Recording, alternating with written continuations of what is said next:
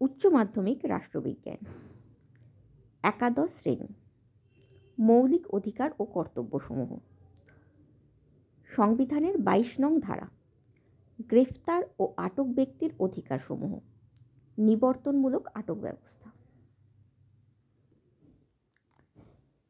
নিবর্তনমূলক আটক ব্যবস্থা বলতে কি বোঝায়? এই ধরনের ব্যবস্থার উদ্দেশ্য ও গুরুত্ব উল্লেখ করো। উত্তর। ভূমিকা।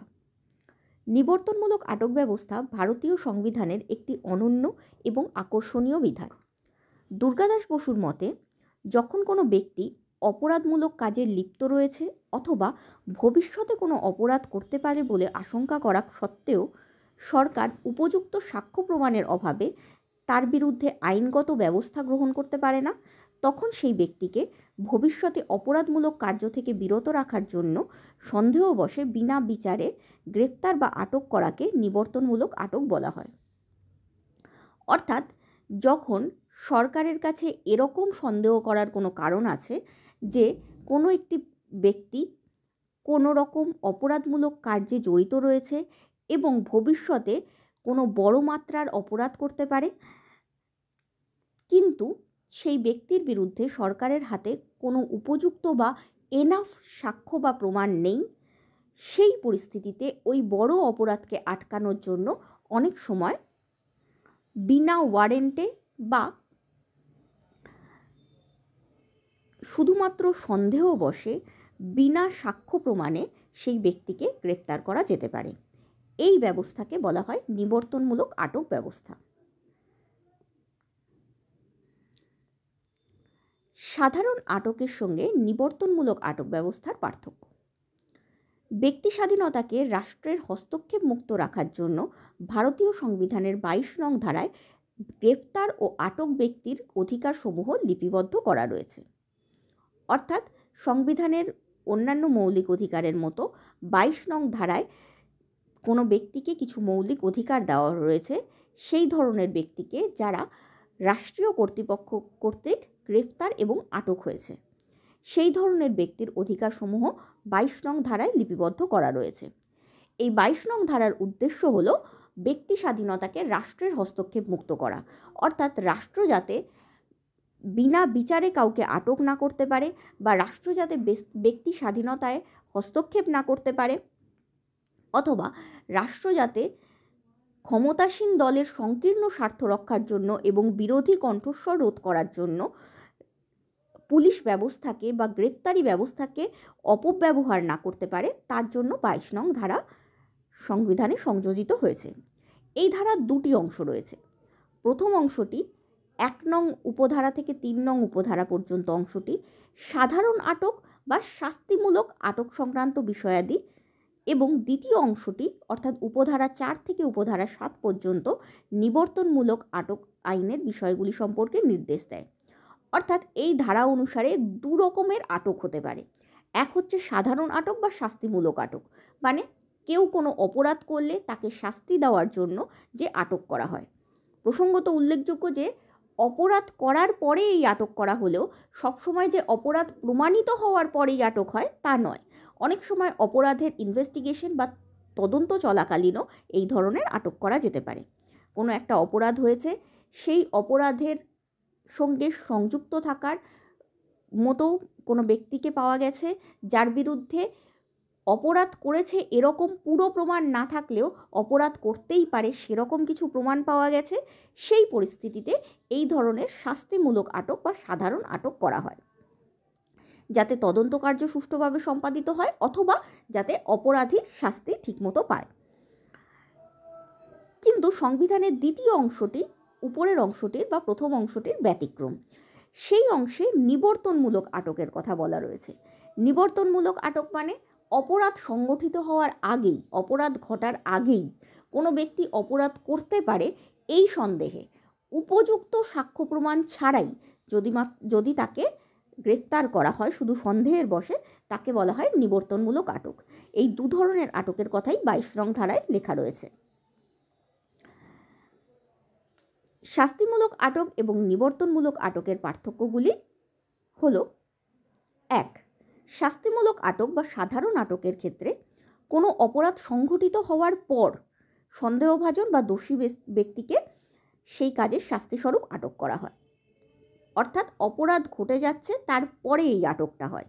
কিন্তু নিবর্তনমূলক আটকের ক্ষেত্রে অপরাধ সংঘটিত হওয়ার পূর্বেই জনশৃঙ্খলা ও নিরাপত্তা বজায় রাখার জন্য সন্দেহভাজন ব্যক্তিকে আটক করা হয়।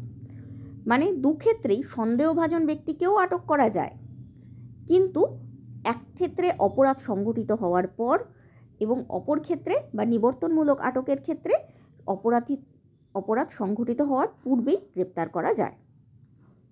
নাম্বার 2, সংবিধানের 22-এর 1 নং ধারা অনুসারে শাস্তিমূলক আটক বা সাধারণ আটকের ক্ষেত্রে কোনো ব্যক্তিকে গ্রেফতার বা আটক করা হলে যথাসম্ভব সত্বর তাকে গ্রেফতার বা আটক করার কারণ জানাতে হবে এবং আটক ব্যক্তিকে উকিলের মাধ্যমে আত্মপক্ষ সমর্থনের সুযোগ থেকে বঞ্চিত করা যাবে না। অর্থাৎ এক্ষেত্রে নিয়মটা এই রকম, যখনই পুলিশ কাউকে অ্যারেস্ট করতে আসবে তখনই উপযুক্ত ওয়ারেন্ট এবং ওয়ারেন্টে লেখা থাকবে যে কী কারণে তাকে আটক করা হচ্ছে, সেইভাবে আটক করতে পারবে। অর্থাৎ আটক করার সময়ই তাকে বা যে ব্যক্তি আটক হচ্ছে সেই ব্যক্তিকে আটকের কারণ জানাতে হবে। দ্বিতীয়ত, পুলিশের সামনে কোনো রকম জেরার সম্মুখীন হওয়ার পূর্বেই আটক ব্যক্তিকে উকিলের মাধ্যমে আত্মপক্ষ সমর্থনের সুযোগ দিতে হবে। অর্থাৎ উকিলের মাধ্যমে বা রিপ্রেজেন্টেটিভের মাধ্যমেই ব্যক্তি কথা বলার সিদ্ধান্ত নিতে পারে। এই দুটো কাজ গ্রেপ্তার হওয়ার যত তাড়াতাড়ি সম্ভব তত তাড়াতাড়ি সঙ্গে সঙ্গেই ঘটাতে হবে বা সঙ্গে সঙ্গেই এই দুটো অধিকার তাকে দিতে হবে। কিন্তু নিবর্তনমূলক আটকের ক্ষেত্রে তবুও আমি একটা কথা বলে দিচ্ছি, আগের আটকের ক্ষেত্রে যথাসম্ভব সত্বর এই কাজটা করতে হলেও মোটামুটি ধরে নেওয়া যায় অন্তত 24 ঘন্টার ব্যবধান হতেই পারে, কারণ 24 ঘন্টা বাদে ওই ব্যক্তিকে কোর্টে হাজির করা হয়। তার আগে তাকে উকিলের মাধ্যমে আত্মপক্ষ সমর্থনের সুযোগ বা কারণ জানিয়ে দেওয়া হলে ব্যক্তি বলতে তো পারবে না যে না, আমাকে একদম তৎক্ষণাৎ জানানো হয়নি, কারণ এই ধরনের কোনো প্রমাণ দেওয়ার জন্যও তো কোর্টে যেতে হবে, আর সেই কোর্টে যাওয়ার টাইমটা হচ্ছে 24 ঘন্টা। তাই মোটামুটি 24 ঘন্টাই হলো হায়েস্ট টাইম যার মধ্যে এই গ্রেপ্তারের কারণ জানাতে হবে এবং উকিলের মাধ্যমে আত্মপক্ষ সমর্থনের সুযোগ দিতে হবে সেই ব্যক্তিকে। কিন্তু নিবর্তনমূলক আটকের ক্ষেত্রে তৎক্ষণাৎ গ্রেপ্তার বা আটকের কারণ দর্শাতে হয় না, কিংবা সাক্ষ্য প্রমাণাদিও উপস্থিত করতে হয় না। তবে সরকারি কর্তৃপক্ষ যাতে যথেচ্ছভাবে নিবর্তনমূলক আটক আইন প্রয়োগ করতে না পারে সেজন্য সংবিধানের 22-এর 5 নং ধারায় বলা হয়েছে যে আটক আদেশ প্রদানকারী কর্তৃপক্ষকে যথাসম্ভব সত্বর ব্যক্তিকে আটকের কারণ জানাতে হবে এবং আটকের বিরুদ্ধে আদালতে আবেদন করার সুযোগ দিতে হবে। অবশ্য সংশ্লিষ্ট কর্তৃপক্ষ যদি আটক করার পেছনে যেসব তথ্য আছে সেগুলিকে প্রকাশ করা জনস্বার্থের পরিপন্থী বলে মনে করেন, তাহলে 22-এর 6 নং ধারা অনুসারে সেই কর্তৃপক্ষ আটক ব্যক্তিকে সেগুলি জানাতে বাধ্য নয়। অর্থাৎ নিবর্তনমূলক আটকের ক্ষেত্রে আটক করার সময় তৎক্ষণাৎ জানাতে হয় না গ্রেপ্তার বা আটকের কারণ, বা তৎক্ষণাৎ কোনো সাক্ষ্য প্রমাণাদিও উপস্থিত করতে হয় না। কিন্তু যদি এই সুযোগে সরকার যথেচ্ছ প্রয়োগ করা শুরু করে এই নীতিটির, সেদিক থেকে সরকারকে আটকানোর জন্য এবং ব্যক্তি স্বাধীনতাকে রক্ষা করার জন্য সংবিধানের 22-এর 5 নং ধারায় বলা হয়েছে যে আটক আদেশ প্রদানকারী কর্তৃপক্ষকে যথাসম্ভব সত্বর অ্যাজ সুন অ্যাজ পসিবল বা যত তাড়াতাড়ি সম্ভব আটক ব্যক্তিকে আটকের কারণ জানাতে হবে।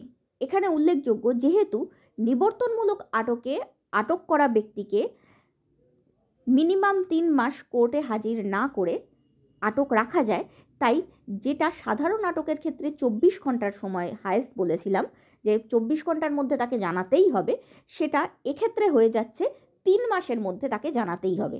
অর্থাৎ যথেষ্ট বড় একটা টাইম পাওয়া যায়, যথেষ্ট বেশি একটা টাইম পাওয়া যায়। তাই যথাসম্ভব সত্বর হলেও মোটামুটি ম্যাক্সিমাম 3 মাসের মধ্যে আটক ব্যক্তিকে আটকের কারণ জানাতে হবে। যদিও এক্ষেত্রে উল্লেখযোগ্য যে 3 মাস পর কোর্টে হাজির করার পর যদি কর্তৃপক্ষ এটা না দেখাতে পারে যে 3 মাস ডিলে করার কোনো উপযুক্ত কারণ ছিল, যদি এরকম কর্তৃপক্ষ কোনো প্রমাণ করতে পারে যে 1 মাস জানানো যেত না, 1 মাস পরে ইচ্ছা করলেই জানানো যেত, তাহলে সেই কর্তৃপক্ষকে বাকি যে 2 মাস ডিলে হলো তার জন্য কম্পেনসেশন বা ক্ষতিপূরণ দিতে হবে। যাই হোক, কর্তৃপক্ষকে যথাসম্ভব আটক কর্তৃপক্ষকে যথাসম্ভব সত্বর আটকের কারণ জানাতে হবে এবং আদালতে আটকের বিরুদ্ধে আবেদন করার সুযোগ দিতে হবে। এখানে বিভিন্ন ধরনের সুযোগ রয়েছে। এক, আদালতে হাজির করা ছাড়াও বন্দি প্রত্যক্ষীকরণের মতো রিট বা লেখ জারি করার সুযোগও এর মধ্যে ইনক্লুডেড, সেটা পরে আলোচনা করা হবে। অর্থাৎ আটকের বিরুদ্ধে আদালতে আবেদন করার বা উকিলের মাধ্যমে আত্মপক্ষ সমর্থন করার সুযোগ দিতে হবে। অবশ্য সংশ্লিষ্ট কিন্তু এক্ষেত্রেও একটা ব্যতিক্রম রয়েছে যে সংশ্লিষ্ট কর্তৃপক্ষ আটকের কারণ জানাতে কোনো দিনই বাধ্য নয়, 3 মাসেও বাধ্য নয়, যদি যে কারণগুলোতে তাকে আটক করা হয়েছে সেগুলিকে প্রকাশ করা জনস্বার্থের পরিপন্থী বলে আটক কর্তৃপক্ষ মনে করেন এবং সেই মর্মে উপযুক্ত প্রমাণ পেশ করেন, তাহলে আটকের কারণ জানাতে তারা বাধ্য নয়, কোনো দিনই আটকের কারণ জানাতে বাধ্য নয়। এবং বলা বাহুল্য সেক্ষেত্রে আটক এক্সটেনশনও হতে পারে, অর্থাৎ আটক আরও বেশি দিন বাড়ানোও যেতে পারে। কিভাবে, কোন পদ্ধতিতে, সেটা পরে আলোচনা করা হবে। নাম্বার 3, সংবিধানের 22-2 নং ধারা অনুসারে শাস্তিমূলক আটক বা সাধারণ আটকের ক্ষেত্রে গ্রেপ্তার করার 24 ঘন্টার মধ্যেই আটক ব্যক্তিকে নিকটবর্তী ম্যাজিস্ট্রেটের আদালতে হাজির করতে হবে এবং সংশ্লিষ্ট আদালতের অনুমতি ছাড়া অতিরিক্ত সময়ের জন্য তাকে কোনোভাবেই আটক রাখা যাবে না। যেটা আগেই বললাম, আটক ব্যক্তিকে সাধারণ আটকের ক্ষেত্রে সর্বাধিক 24 ঘন্টা আদালতে উপস্থিত না করে আটক রাখা যেতে পারে এবং এর থেকে বেশি সময় আটক রাখতে গেলে অবশ্যই সংশ্লিষ্ট আদালতের অনুমতি দরকার। এক্ষেত্রে উল্লেখযোগ্য যে সংশ্লিষ্ট ব্যক্তিকে যে স্থান থেকে গ্রেপ্তার করা হয়েছে সেই স্থান থেকে নিকটবর্তী ম্যাজিস্ট্রেটের আদালত পর্যন্ত নিয়ে যাওয়ার যে সময়, সেই সময়টা এক্ষেত্রে ইনক্লুডেড হতে পারে। মানে যদি নিকটবর্তী যে ম্যাজিস্ট্রেটের আদালত সেখান থেকে গ্রেপ্তার যেখানে হয়েছে সেইখানকার দূরত্বই হয় 3 দিনের, এরকম হয় না, আমাদের দেশে এত দূরে আদালত সাধারণত থাকে না, বা কোনো একটা বিশেষ কারণে সাপোজ এমন সময় গ্রেপ্তার করা হয়েছে যে আদালত খুলবে পরের দিন 10টায়, কিন্তু অলরেডি 24 ঘন্টা পার হয়ে গেছে বা অলরেডি একটা দিন পার হয়ে গেছে, যেটা শনি রবির ক্ষেত্রে হয়, সেরকম ওয়ার্কিং ডেজ না থাকলে এই টাইমটা কিন্তু এক্ষেত্রে বাদ যাবে।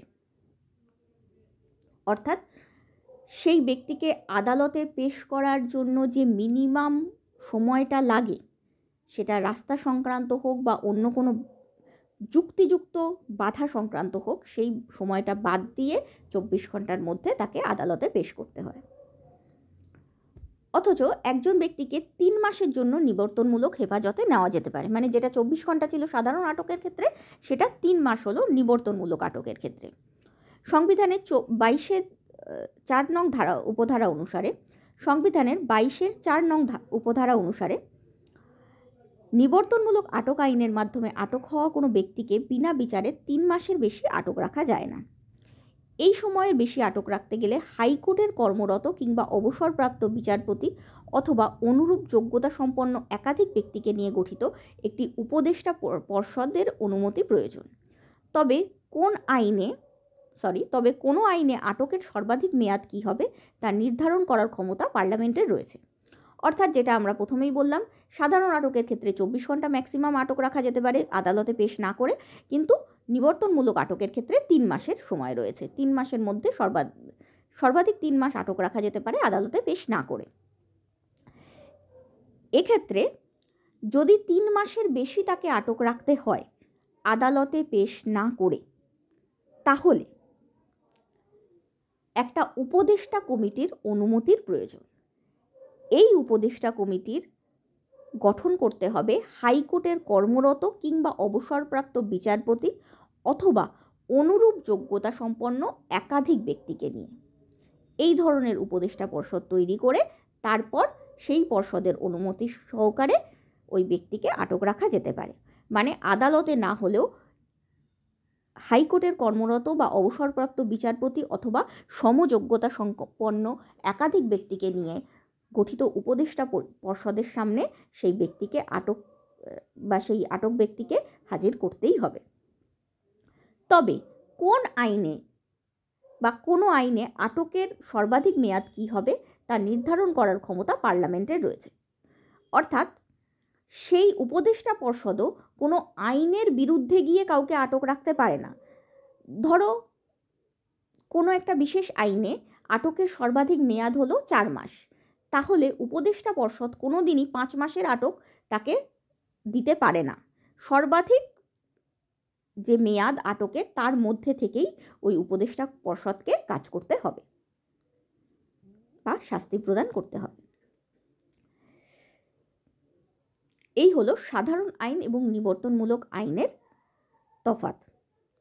এবার সাধারণ আইন বনাম নিবর্তনমূলক আটক আইনে গ্রেফতার ও আটক ব্যক্তির অধিকারসমূহ। গ্রেফতার ও আটক ব্যক্তিকে 22 নম্বর ধারায় কিছু মৌলিক অধিকার দেওয়া রয়েছে। সেটা দুভাগে বিভক্ত, সাধারণ আইনে গ্রেপ্তার এবং নিবর্তনমূলক আটক আইনে গ্রেপ্তার। এই দু ধরনের গ্রেপ্তারির ক্ষেত্রে কি কি অধিকার সেই ব্যক্তি পাবে তাকে একটা চার্টের মাধ্যমে বোঝানো হলো। সাধারণ আইনের ক্ষেত্রে গ্রেপ্তার ও আটক ব্যক্তির অধিকারসমূহ। নাম্বার 1, গ্রেপ্তারের কারণ অবহিত হওয়ার অধিকার, যথাসত্বর সম্ভব ম্যাক্সিমাম 24 আওয়ার্সের মধ্যে, ম্যাক্সিমাম 24 ঘন্টার মধ্যে। 2, আইনজীবীর সহিত পরামর্শ এবং আইনি প্রতিনিধিত্বের অধিকার, এটাও একই, যত তাড়াতাড়ি সম্ভব ম্যাক্সিমাম 24 ঘন্টার মধ্যে। 3, বিচার বিভাগীয় পর্যালোচনার অধিকার, অর্থাৎ কোর্টে পেশ হওয়ার অধিকার, কোর্টে উপস্থিত হওয়ার অধিকার এবং সেই উপস্থিতির ভিত্তিতে তাকে গ্রেপ্তার করার যথোপযুক্ত কারণ আছে কিনা কোর্টের দ্বারা বিচার করার অধিকার বা বিচার পাওয়ার অধিকার। এবং 4, অযৌক্তিক দীর্ঘস্থায়ী আটকের বিরুদ্ধে অধিকার, অর্থাৎ 24 ঘন্টার বেশি আটকের বিরুদ্ধে অধিকার। কিন্তু নিবর্তনমূলক আটক আইনের ক্ষেত্রে ব্যক্তির অধিকারসমূহ। 1, একজন ব্যক্তিকে শুধুমাত্র 3 মাসের জন্য নিবর্তনমূলক হেফাজতে বা প্রতিরোধমূলক হেফাজতে নেওয়া যেতে পারে। আটককে 3 মাসের বেশি বাড়ানো যেতে পারে যদি উপদেষ্টা পর্ষদের অনুমোদন থাকে। 2, আটক ব্যক্তির তার আটকের কারণ জানার অধিকার রয়েছে, কিন্তু রাষ্ট্র জনস্বার্থে তা করার প্রয়োজন মনে হলে কারণ বলতে অস্বীকার করতে পারে। অর্থাৎ জনস্বার্থে কারণ জানানো বিপজ্জনক হতে পারে মনে করলে রাষ্ট্র কারণ নাও জানাতে পারে। এবং 3, আটক ব্যক্তিকে তার আটক চ্যালেঞ্জ করার সুযোগ দেওয়া হয়, অর্থাৎ কোর্টে যাওয়ার সুযোগ দেওয়া হয়। এই হলো নিবর্তনমূলক আটক আইনে গ্রেফতার ও আটক ব্যক্তির অধিকারসমূহ। এবার দেখে নেওয়া যাক সংবিধানের 22 নং ধারার আসল উপধারাগুলো। সংবিধানের 22 নং ধারা গ্রেপ্তার এবং আটক হওয়া ব্যক্তির অধিকার ও স্বাধীনতা রক্ষার জন্য কিছু রক্ষা কবচ প্রস্তাবিত করে। সংবিধানের 22 নং ধারার উপধারা 1 অনুসারে কোনো গ্রেপ্তার হওয়া ব্যক্তিকে যথাসম্ভব সত্বর আটক করার কারণ জানার এবং উকিলের মাধ্যমে আত্মপক্ষ সমর্থনের সুযোগ থেকে বঞ্চিত করা যাবে না। উপধারা 2 অনুসারে গ্রেপ্তার করার 24 ঘন্টার প্লাস গ্রেপ্তার করার স্থান থেকে নিকটবর্তী ম্যাজিস্ট্রেটের আদালতে পৌঁছানোর প্রয়োজনীয় সময়ের মধ্যেই আটক ব্যক্তিকে নিকটবর্তী ম্যাজিস্ট্রেটের আদালতে হাজির করতে হবে এবং সংশ্লিষ্ট আদালতের অনুমতি ছাড়া অতিরিক্ত সময়ের জন্য তাকে কোনোভাবেই আটক রাখা যাবে না। এবং 3, শত্রুভাবাপন্ন বিদেশি এবং নিবর্তনমূলক আটক আইনে ধৃত ব্যক্তিদের ক্ষেত্রে এই সব নিয়ম প্রযোজ্য হবে না। অর্থাৎ আমরা যেরকম পড়লাম যে সংবিধানের 22 নং ধারার উপধারা 1 থেকে 3 পর্যন্ত সাধারণ আটক সম্পর্কে বলা হয়, সেটাই এখানে বলা হচ্ছে সাধারণ আটককৃত ব্যক্তির অধিকার সম্পর্কে। কিন্তু 3 নম্বর ধারায় একটা ব্যতিক্রম দেওয়া হয়েছে, সেটা হলো শত্রুভাবাপন্ন বিদেশি এবং নিবর্তনমূলক আটক আইনে ধৃত ব্যক্তিদের ক্ষেত্রে এই উপরিউক্ত নিয়মগুলি প্রযোজ্য হবে না।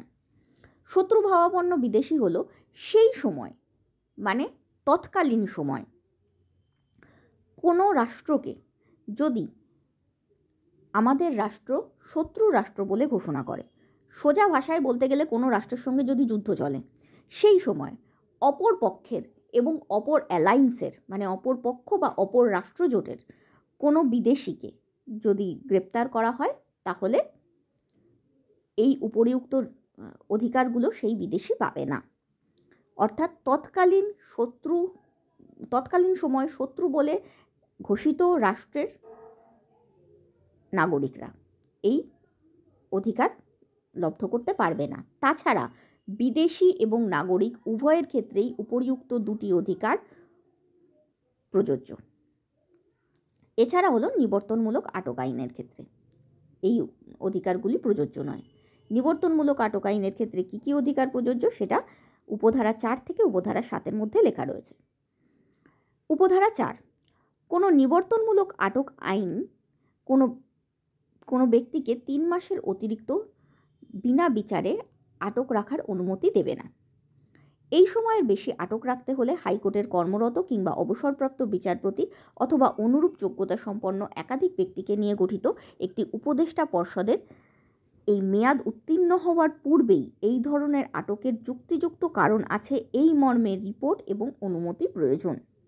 অর্থাৎ 3 মাসের আগেই এই ধরনের কোর্টে বা এই ধরনের উপদেষ্টা পর্ষদের সামনে হাজির করতে হবে, এবং তারা যদি অনুমতি দেয় তবেই তাকে 3 মাসের বেশি আটক রাখা যেতে পারে।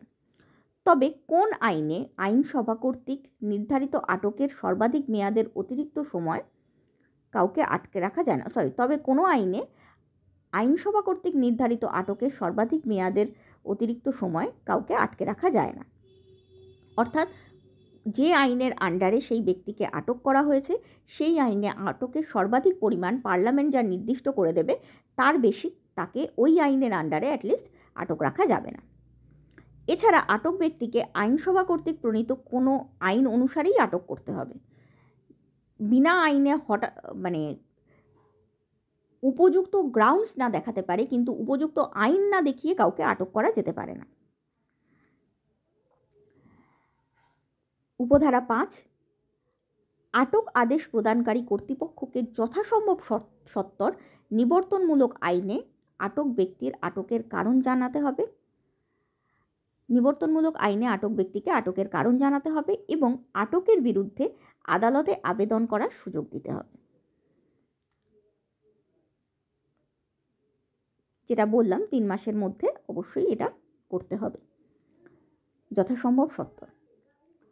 উপধারা 6 অনুসারে সংশ্লিষ্ট কর্তৃপক্ষ যদি আটক করার পেছনে যেসব তথ্য আছে সেগুলিকে জনস্বার্থের প্রয়োজনে প্রকাশ করা অনুচিত বলে মনে করে, তাহলে সেই কর্তৃপক্ষ আটক ব্যক্তিকে সেগুলি জানাতে বাধ্য নয়। এতটা আমরা অলরেডি পড়ে এসেছি। এবার হচ্ছে উপধারা 7। এটা আমরা পরেও একবার ব্যাখ্যা করে পড়ব, তাও এখন যেহেতু 22 নম্বর ধারাটা একবারে পড়ে নিচ্ছি। উপধারা 7 অনুসারে আইনসভা আইন প্রণয়নের মাধ্যমে স্থির করতে পারে: 1. কোন পরিস্থিতিতে কোন কোন শ্রেণীর অপরাধের ক্ষেত্রে উপদেষ্টা কমিটির অনুমতি ছাড়াই 3 মাসের অতিরিক্ত সময় কোনো ব্যক্তিকে নিবর্তনমূলক আটকের অধীনে রাখা যায়। অর্থাৎ যেটা বলা হচ্ছে যে 3 মাসই হায়েস্ট সময়, তার বেশি আটক রাখা হলে উপদেষ্টা পর্ষদের অনুমতি নিতে হবে, সেই নীতিটারও পার্লামেন্ট বিরুদ্ধে যেতে পারে।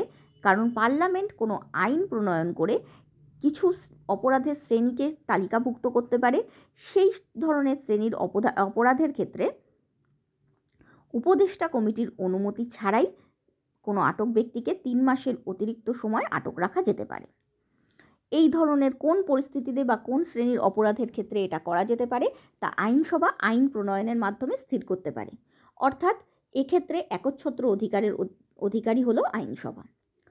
নাম্বার 2, কোন আইনে আটকের সর্বাধিক মেয়াদ কী হবে? যেটা এতক্ষণ বললাম যে কোনো আইনে আটকের সর্বাধিক মেয়াদ কী হবে। 3 মাসের অতিরিক্ত ঠিক আছে, কিন্তু কতদিন, ম্যাক্সিমাম কতদিন, সেটা পার্লামেন্ট আইন প্রণয়নের মাধ্যমে ঠিক করতে পারে। আর সি বা নাম্বার 3, কোন পদ্ধতিতে উপদেষ্টা কমিটির অনুসন্ধান কার্য চালাবে তাও পার্লামেন্ট আইন প্রণয়নের মাধ্যমে স্থির করতে পারে। অর্থাৎ উপদেষ্টা কমিটির কাছে সেই ব্যক্তিকে হাজির করা হলে উপদেষ্টা কমিটি কিসের ভিত্তিতে সেই ব্যক্তিকে 3 মাসের বেশি আটক রাখতে পারে, কোন কোন নিয়মের ভিত্তিতে, সেই নিয়মগুলোও প্রেসক্রাইব করে পার্লামেন্ট। অর্থাৎ এই সংক্রান্ত সমস্ত ক্ষমতা ধরতে গেলে পার্লামেন্টের হাতেই রয়েছে। বিচার বিভাগের হাতে খুবই অল্প ক্ষমতা। পার্লামেন্ট প্রণীত আইনের মাধ্যমেই তাকে সমস্ত কাজটা করতে হবে।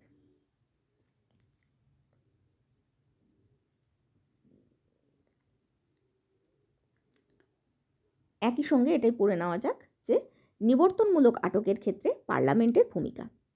শুধুমাত্র কেন্দ্রীয় আইনসভা প্রতিরক্ষা, বৈদেশিক কার্যকলাপ এবং দেশীয় নিরাপত্তা সংক্রান্ত বিষয়ে নিবর্তনমূলক আটক আইন তৈরি করতে পারে।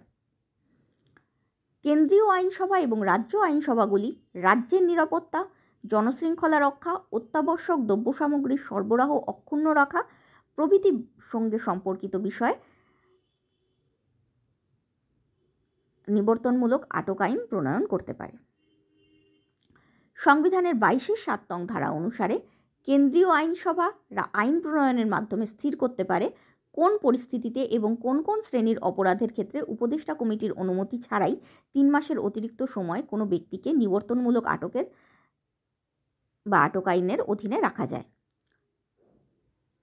বি, কোন আইনে আটকের সর্বাধিক মেয়াদ কী হবে, এবং সি, কোন পদ্ধতিতে উপদেষ্টা কমিটি অনুসন্ধান কার্য চালাবে। এই সমস্ত কিছু পার্লামেন্ট আইন প্রণয়নের মাধ্যমে স্থির করতে পারে। এবার আসা যাক নিবর্তনমূলক আটক আইনের উদ্দেশ্যে। নিবর্তনমূলক আটক আইনের উদ্দেশ্য: এই ধরনের আটকের উদ্দেশ্য ব্যক্তিকে শাস্তি দেওয়া নয়, বরং ব্যক্তিকে একটি ভুল এবং অসাংবিধানিক কাজ থেকে বিরত রাখা। যেটা আগেই বললাম, শাস্তিমূলক আটকের উদ্দেশ্য বা সাধারণ আটকের উদ্দেশ্য শাস্তি দেওয়া বা তদন্ত সুষ্ঠুভাবে চালানোর মতো পরিস্থিতি তৈরি করা, কিন্তু নিবর্তনমূলক আটক আইনের উদ্দেশ্য সেটা নয়।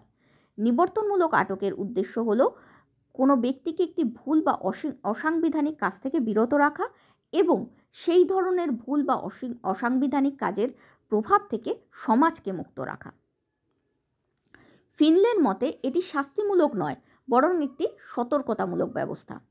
মীরাপ্পন বনাম ডিস্ট্রিক্ট কালেক্টর মামলায় 2014 সালে মাদ্রাজ হাইকোর্ট এই রায় দেয় যে নিবর্তনমূলক বা প্রতিরোধমূলক আটকের উদ্দেশ্য শাস্তি দেওয়া নয়, বরং রাষ্ট্রের নিরাপত্তার জন্য ক্ষতিকর কিছু প্রতিরোধ করা।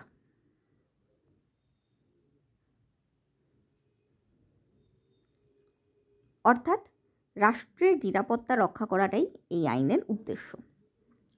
অঙ্কুলচন্দ্র প্রধান মামলাটি একথা স্পষ্ট করেছিল যে নিবর্তনমূলক আটকের উদ্দেশ্য শাস্তি আরোপ করার পরিবর্তে রাষ্ট্রের নিরাপত্তার ক্ষতি রোধ করা। অর্থাৎ এই আইনের উদ্দেশ্য কাউকে শাস্তি দেওয়া নয়, বরং ব্যক্তিকে ভুল কাজ করা থেকে আটকানো এবং সমাজকে তার ভুলের প্রভাব থেকে মুক্ত করা।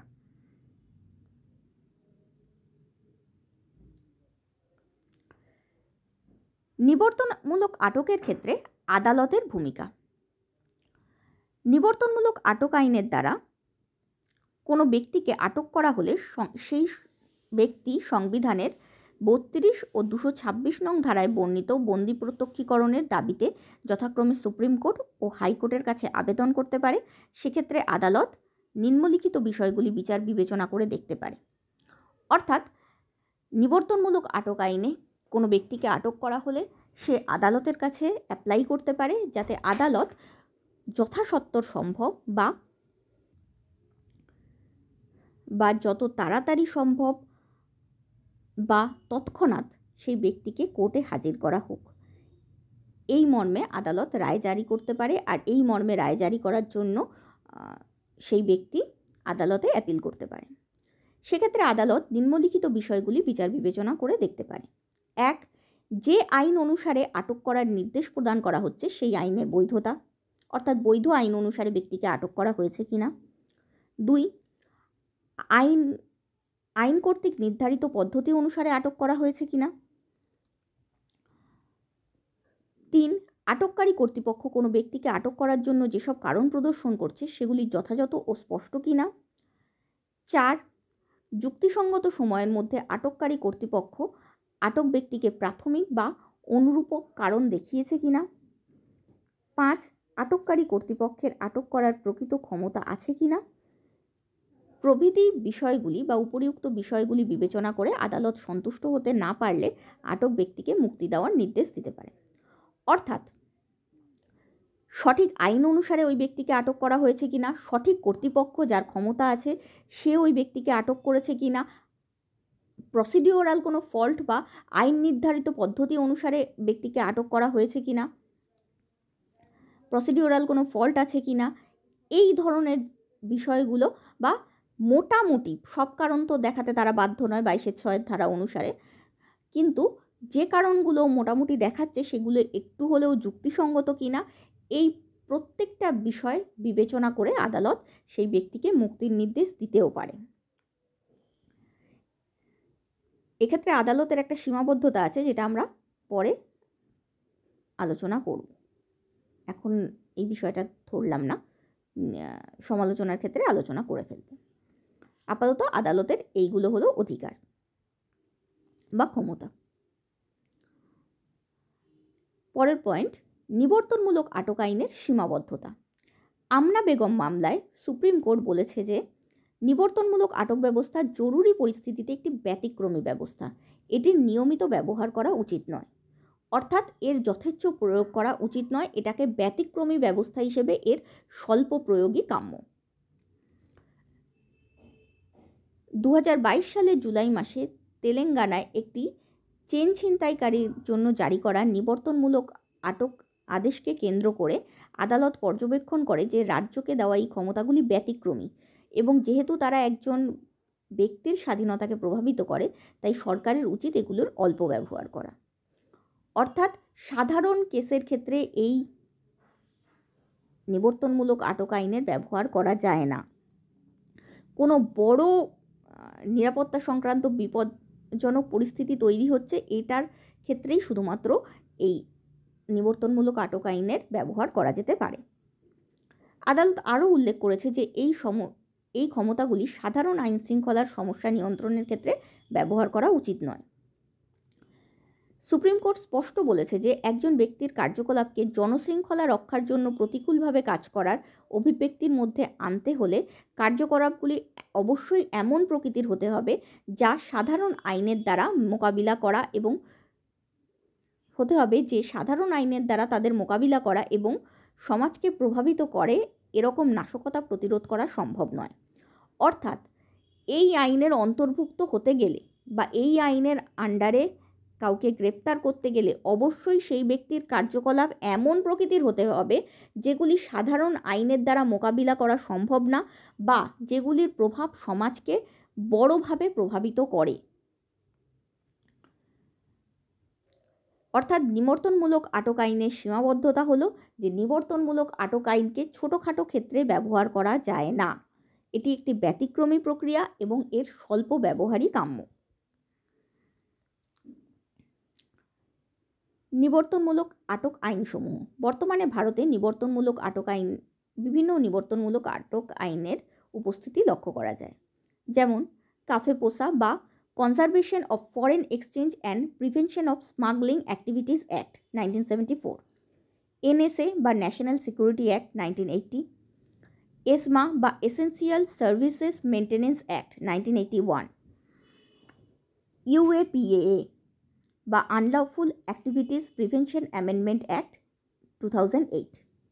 প্রসঙ্গত উল্লেখ করা যেতে পারে যে 2004 সালে সন্ত্রাসবাদ প্রতিরোধ আইন বা পোটা বা prevention of terrorism act 2002 and TADA বা terrorist and disruptive activities prevention act 1987 amended at 1993 বাতিল হয়ে গেছে। অর্থাৎ পোটা এবং টাডা বাতিল হয়ে গেছে কারণ ইউএপিএ এর সংশোধিত হওয়ার ফলে, মানে আগে ছিল আনলফুল অ্যাক্টিভিটিস প্রিভেনশন অ্যাক্ট, যেটার পরবর্তীকালে অ্যামেন্ডমেন্ট হয়ে unlawful activities prevention amendment act হয়েছে।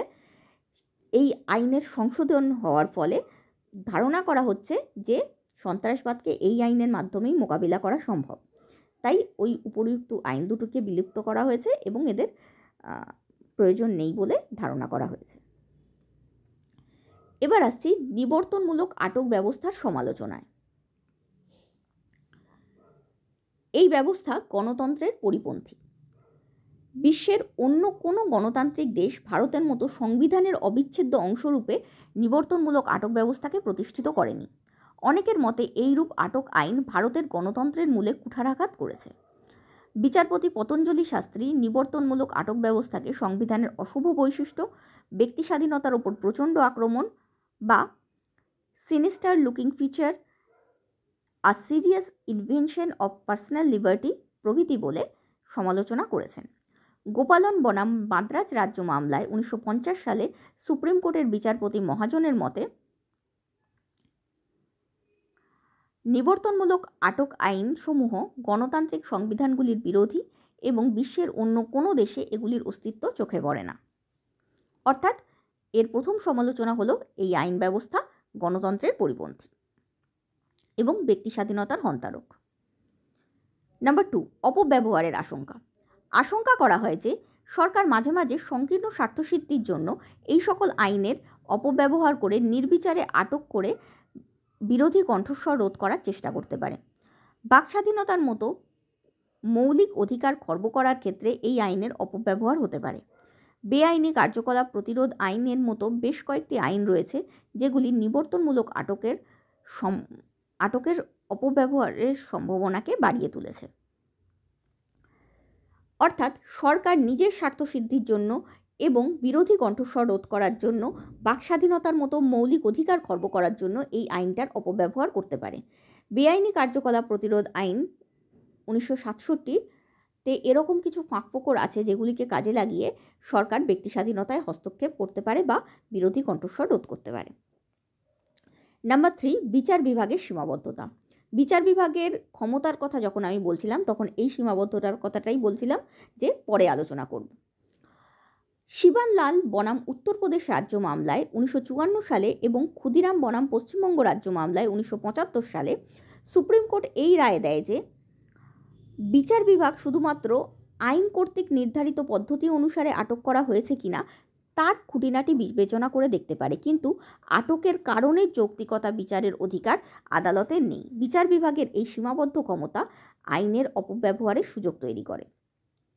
অর্থাৎ পার্লামেন্ট কোনো নিবর্তনমূলক আইন প্রণয়ন করলো, সেই আইন অনুসারে যদি কাউকে গ্রেপ্তার করা হয় তাহলে আদালত শুধু সেই আইন অনুসারে গ্রেপ্তার করা হয়েছে কিনা সেটুকুই দেখতে পারে, আদেও সেই আইনটার কোনো যৌক্তিকতা আছে কিনা সেটা বিচার করার অধিকার আদালতের নেই। তাই এই আইনকে পার্লামেন্ট অপব্যবহার করতেই পারে। নাম্বার 4, মানবাধিকার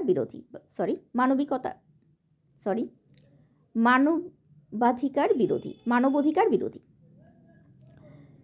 এই সংক্রান্ত কিছু আইন প্রাচীন ঔপনিবেশিক যুগে সৃষ্টি করা হয়েছিল, তাই বর্তমান মানবাধিকারের মানের সঙ্গে তা সামঞ্জস্যপূর্ণ নয়।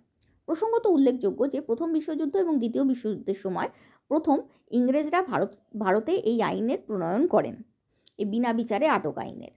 কাজেই এই আইনগুলো ঔপনিবেশিক যুগে সৃষ্টি হয়েছিল। বর্তমান মানবাধিকারের সঙ্গে বা বর্তমানে হিউম্যান রাইটস যে স্ট্যান্ডার্ড ডিক্লেয়ার করেছে সেই স্ট্যান্ডার্ডের সঙ্গে এই আইনগুলি সামঞ্জস্যপূর্ণ নয় বলে অনেকের মনে হয়। প্রেমনারায়ণ বনাম ভারত সরকার মামলায় 2019 সালে এলাহাবাদ হাইকোর্ট এই রায় দেয় যে নিবর্তনমূলক আটক ব্যক্তি স্বাধীনতায় হস্তক্ষেপ করে, তাই এর নিয়মিত প্রয়োগ অনুচিত। রেখা বনাম তামিলনাড়ু রাজ্য মামলায় 2011 সালে সুপ্রিম কোর্ট নিবর্তনমূলক আটককে গণতন্ত্রের পরিপন্থী বলে বর্ণনা দিয়ে এর পরিধি সংকীর্ণ করার আর্জি জানান। উপসংহার। এতক্ষণ বললাম যে নিবর্তনমূলক আইন কেন থাকা উচিত নয়। উপসংহারে পড়ব কেন এই আইনগুলোকে এখনও রাখা হয়েছে, বা উপসংহারে পড়ব এই আইনের গুরুত্ব কী। উপসংহার। যদি আলাদা করে এরকম প্রশ্ন আসে যে নিবর্তনমূলক আইনের গুরুত্ব কী, তাহলে উপসংহার কথাটাকে তুলে গুরুত্ব লিখে এটা লিখবে। উপসংহার: নিবর্তনমূলক আটক ব্যবস্থাকে অনেকে গণতন্ত্রের পরিপন্থী এবং ব্যক্তি স্বাধীনতার হন্তারক বলে মনে করলেও জাতীয় নিরাপত্তা রক্ষার স্বার্থে এই আইনের গুরুত্ব অনস্বীকার্য। যদিও মানবাধিকার এবং সামাজিক সুরক্ষার মধ্যে সমতা বজায় রাখার জন্য বা ব্যালেন্স রাখার জন্য এই আইনের স্বল্প ও যুক্তিযুক্ত প্রয়োগ এবং অপব্যবহার রোধ একান্ত প্রয়োজনীয়। অর্থাৎ সামাজিক নিরাপত্তা রক্ষার জন্য নিবর্তনমূলক আটক আইন জরুরি, কিন্তু ব্যক্তি স্বাধীনতার হন্তারক এই আইন হতেই পারে। তাই এই মানবের অধিকার বা ব্যক্তি স্বাধীনতার অধিকার এবং সামাজিক সুরক্ষার মধ্যে ব্যালেন্স রাখার জন্য এই আইনের স্বল্প ও যুক্তিযুক্ত প্রয়োগ এবং অপব্যবহার রোধ একান্ত প্রয়োজনীয়। মানবাধিকারের সাথে নিরাপত্তার ভারসাম্য নিশ্চিত করতে নিবর্তনমূলক আটক ব্যবস্থার অপব্যবহার রোধ করতে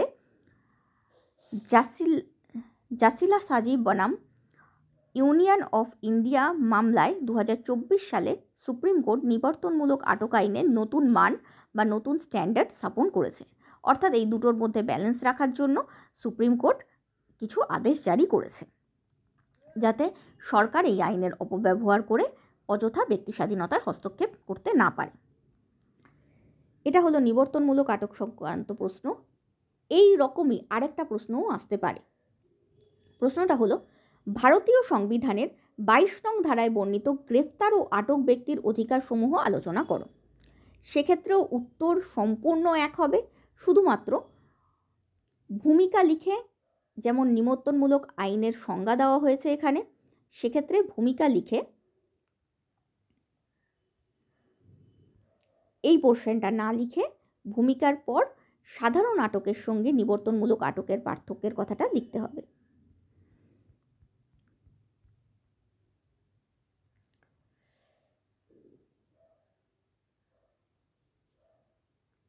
এই কথাটা লিখে দিলেই হয়ে যাবে ভূমিকাটা। আর ভূমিকায় যে কথাটা লেখা ছিল এই পয়েন্টের পর লিখতে হবে নিবর্তনমূলক আটক আইনের সংজ্ঞা, লিখে ভূমিকায় যে কথাটা লেখা ছিল সেই সংজ্ঞাটা দিতে হবে। তারপরে প্রত্যেকটা পয়েন্ট পরপর একই থাকবে। নিবর্তনমূলক আটক আইনের উদ্দেশ্য, নিবর্তনমূলক আটকের ক্ষেত্রে পার্লামেন্টের ভূমিকা, নিবর্তনমূলক আটকের ক্ষেত্রে আদালতের ভূমিকা, নিবর্তনমূলক আটক আইনের সীমাবদ্ধতা, নিবর্তনমূলক আটক আইনসমূহ, নিবর্তনমূলক আটক ব্যবস্থার সমালোচনা, নিবর্তনমূলক আটক ব্যবস্থার অপরিহার্যতা।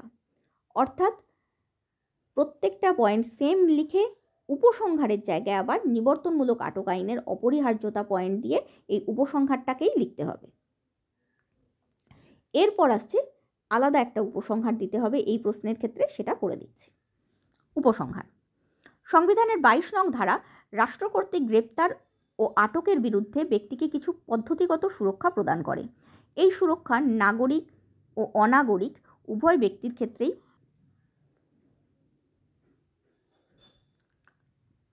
এই সুরক্ষা ব্যবস্থার মাধ্যমে সংবিধান রাষ্ট্র তথা গ্রেপ্তারকারী কর্তৃপক্ষের ক্ষমতার উপর ন্যায় বিচার সংরক্ষণের স্বার্থে নজরদারি রাখে। তবে এই ধারার কিছু সীমাবদ্ধতা রয়েছে, যেমন জরুরি অবস্থা বলবৎ থাকাকালীন সময়ে সংবিধানের 22 নং ধারার ওপর কিছু নিষেধাজ্ঞা আরোপ করা যেতে পারে। তাছাড়া দণ্ড নিষ্কৃতি আইন ও দণ্ডনিষ্কৃত আইনও ব্যক্তির 22 নং ধারায় প্রাপ্ত অধিকারগুলি খর্ব করতে পারে। তাছাড়া এই ধরনের অধিকার শুধুমাত্র ফৌজদারি বা আধা ফৌজদারি মামলার ক্ষেত্রেই প্রযোজ্য, দেওয়ানি মামলার ক্ষেত্রে এই ধারা প্রযোজ্য নয়। সর্বোপরি শত্রুভাবাপন্ন বিদেশিদের ক্ষেত্রে এই ধারা প্রযোজ্য নয়। তবে ব্যক্তি স্বাধীনতার ওপর রাষ্ট্রের স্বৈরাচারী হস্তক্ষেপ রোধ করতে সংবিধানের 22 নং ধারার গুরুত্ব অনস্বীকার্য। অর্থাৎ তোমাদের বুঝে উত্তর দিতে হবে যে প্রশ্নটা নিবর্তনমূলক আইনের ওপর বেশি ফোকাস করছে নাকি 22 নং ধারার ওপর। যদি 22 নং ধারার ওপর ফোকাস করে প্রশ্ন আসে, তাহলে উপসংহারে 22 নং ধারার গুরুত্ব এবং সীমাবদ্ধতা দুটোই লিখতে হবে। গুরুত্ব হলো রাষ্ট্রের স্বৈরাচারী হস্তক্ষেপের হাত থেকে ব্যক্তি স্বাধীনতাকে রক্ষা করার জন্য কিছু পদ্ধতিগত সুরক্ষা প্রদান করে 22 নং ধারা, এবং এই ধারা নাগরিক ও অনাগরিক উভয় ব্যক্তির ক্ষেত্রেই প্রযোজ্য। এই ব্যবস্থার মাধ্যমে রাষ্ট্র সরকারের ওপর নজর রাখে বা সংবিধান ক্ষমতাসীন দল এবং সরকারের ওপর নজরদারি রাখে। এবং নাগরিকদের স্বার্থ সুরক্ষা করে। তবে এই ধারার কতগুলি সীমাবদ্ধতা রয়েছে। 1. জরুরি অবস্থা বলবৎ থাকাকালীন সময় সংবিধানের 22 নং ধারার উপর কিছু নিষেধাজ্ঞা জারি করা যেতে পারে। তাছাড়া দণ্ড নিষ্কৃতি আইনও 22 নং ধারায় প্রাপ্ত অধিকারগুলি খর্ব করতে পারে।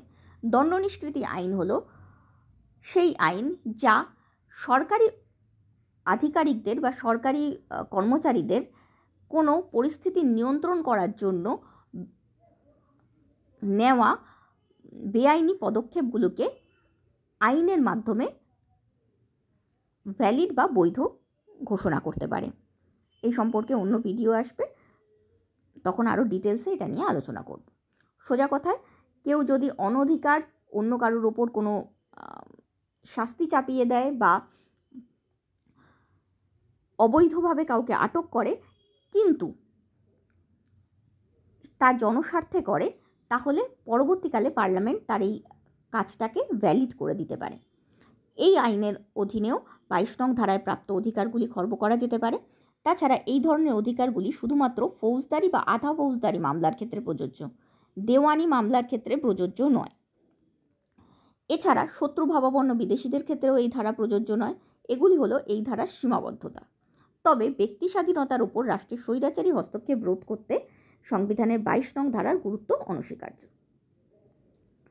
এই হলো গ্রেফতার ও আটক হওয়া ব্যক্তির অধিকারসমূহ। উত্তরটা ভালো লাগলে প্লিজ লাইক এবং সাবস্ক্রাইব করো, এবং এরম কোনো উত্তর জানতে ইচ্ছে করলে প্লিজ কমেন্টের মাধ্যমে জানিও। আর এই ভিডিওটা অন্যদের সঙ্গে শেয়ার করো। Thank you.